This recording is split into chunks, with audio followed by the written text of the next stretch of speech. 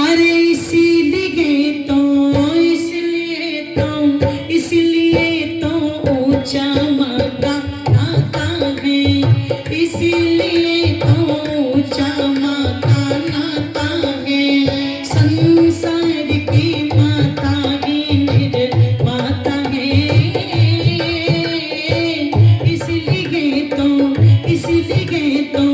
इसलिए तो ऊंचा माता नाता है, इसलिए तो ऊंचा माता नाता है, इसलिए तो ऊंचा माता नाता है, इसलिए तो ऊंचा माता नाता है।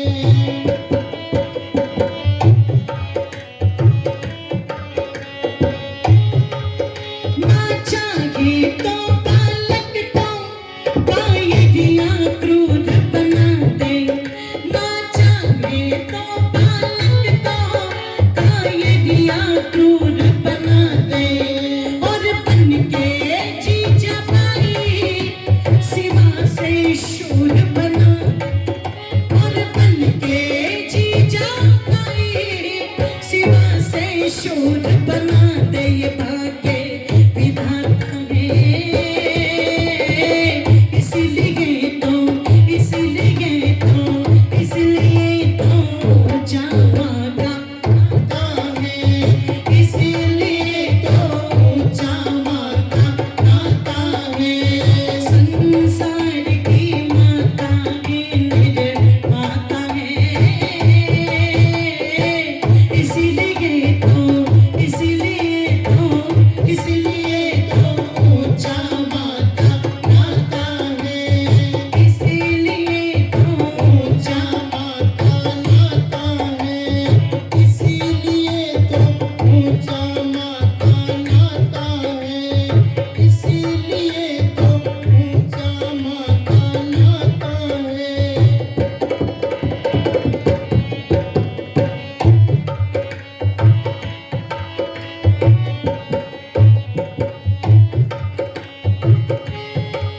यदि चाहते राम को लाना कौशल्या को लाओ पहले, यदि चाहते राम को लाना कौशल्या को लाओ पहले, यदि चाहती हो कृष्ण बनाना तो देवी की लाओ पहले, यदि चाहती हो कृष्ण बनाना तो देवी की लाओ पहले। अभेयो गाता है, इसलिए तो ऊंचा माता नाता है, इसलिए तो ऊंचा माता नाता है। संसार की माता ही निर्माता है, इसलिए तो ऊंचा माता नाता है, इसलिए तो ऊंचा माता नाता है, इसलिए तो ऊंचा माता नाता है, इसलिए तो ऊंचा माता नाता है, इसलिए तो ऊंचा माता नाता है, इसलिए तो ऊंचा माता नाता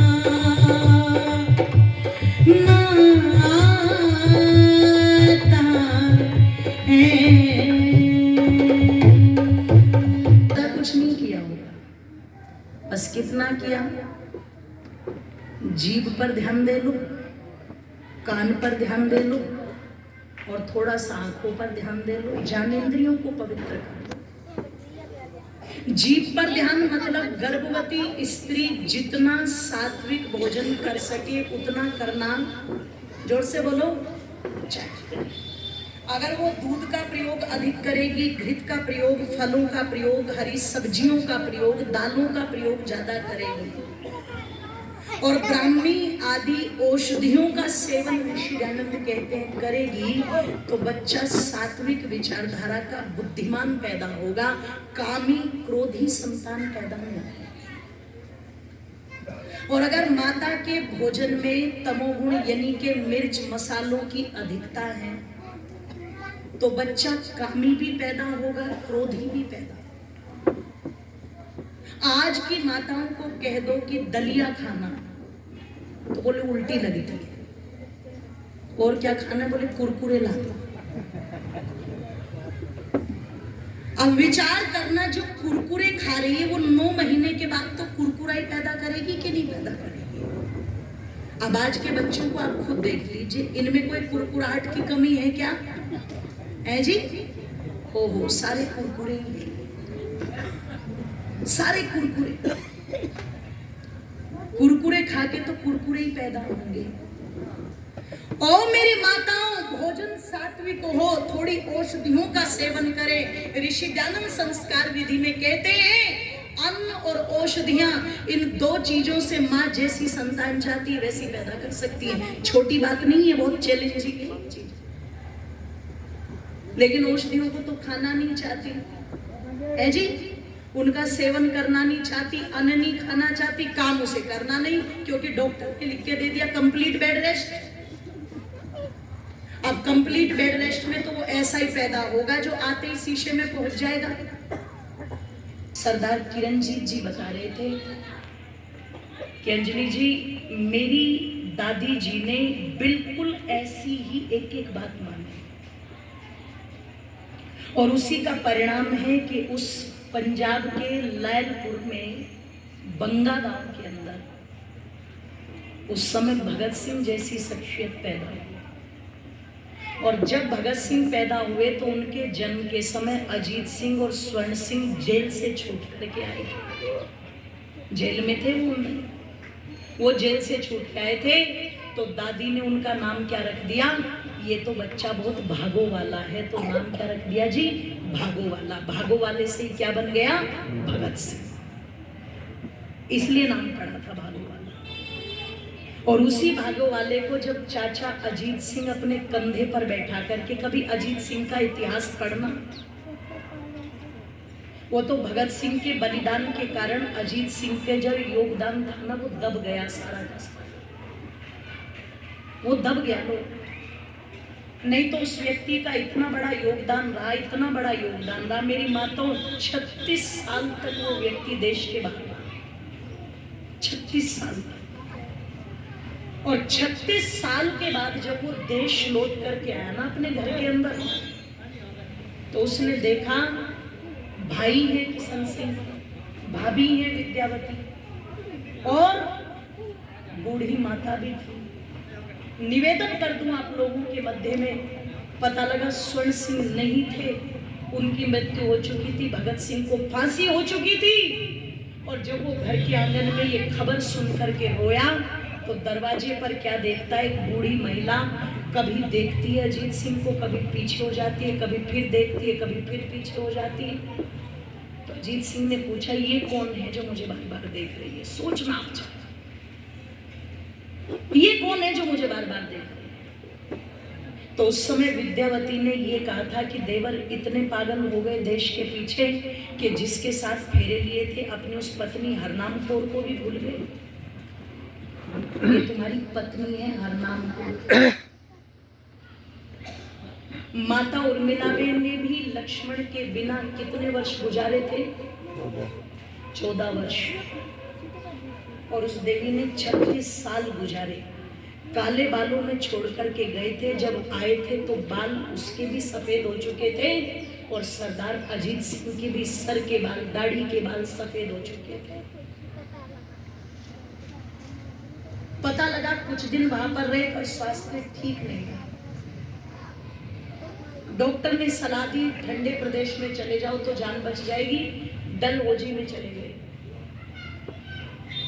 डलहौजी में बहुत लंबे काल तक रहे अजीत सिंह, और कुछ समय तो आर्य समाज डलहौजी के अंदर।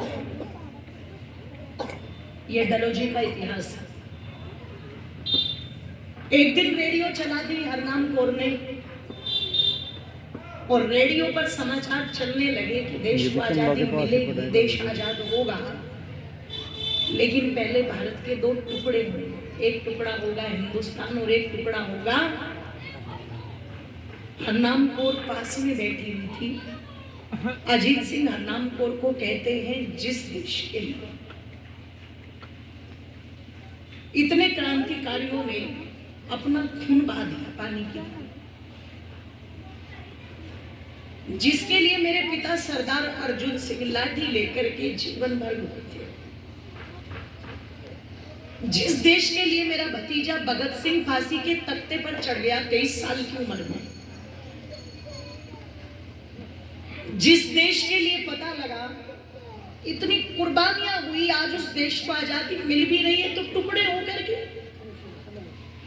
और इन टुकड़ों में जो मैं देख रहा हूं वो नेहरू और जिन्ना को क्यों नहीं दिखाई दे रहा है कि कितने लोगों की मृत्यु होगी। ये कहते कहते हरनाम कौर के सामने अटैक आया और वहीं पर दम तोड़ दिया। जो व्यक्ति अपनी बूढ़ी पत्नी को देख करके कमजोर नहीं पड़ा, जिसकी सारी जिंदगी साधुओं की तरह देश के बाहर निकल गया, इस देश के टुकड़े सुनकर के उस व्यक्ति को अटैक आ गया। आप सोचना वो परिवार अपने देश से कितना प्रेम करता। ये छोटी कुर्बानियां नहीं थी,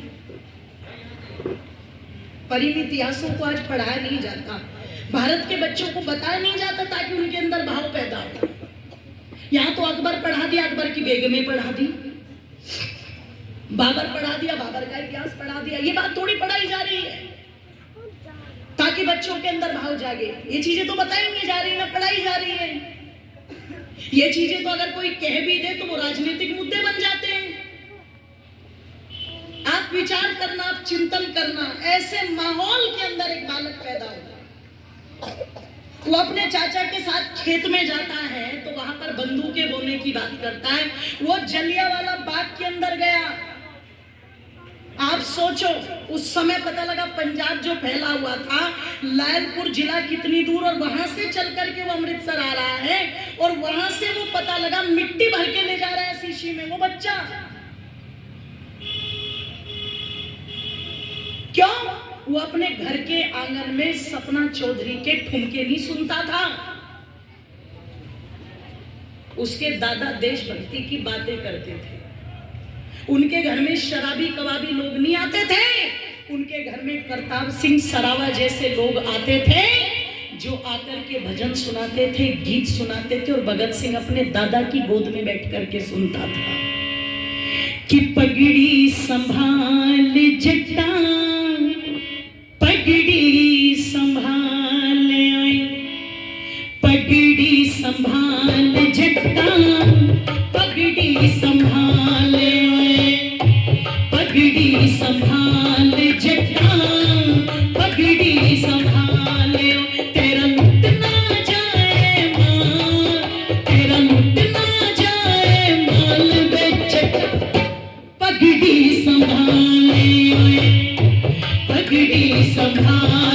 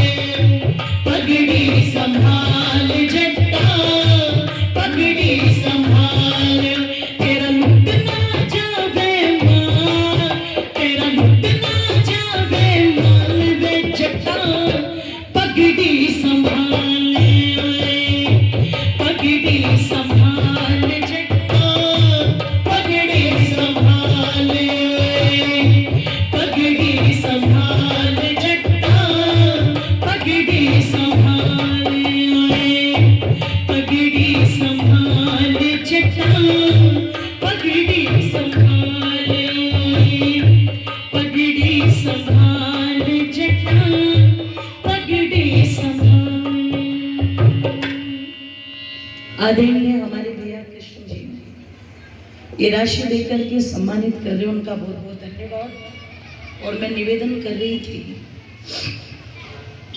ऐसा माहौल उस भागो वाले को अपने घर के आंगन में मिला। मेरी सबसे हाथ जोड़ के प्रार्थना है,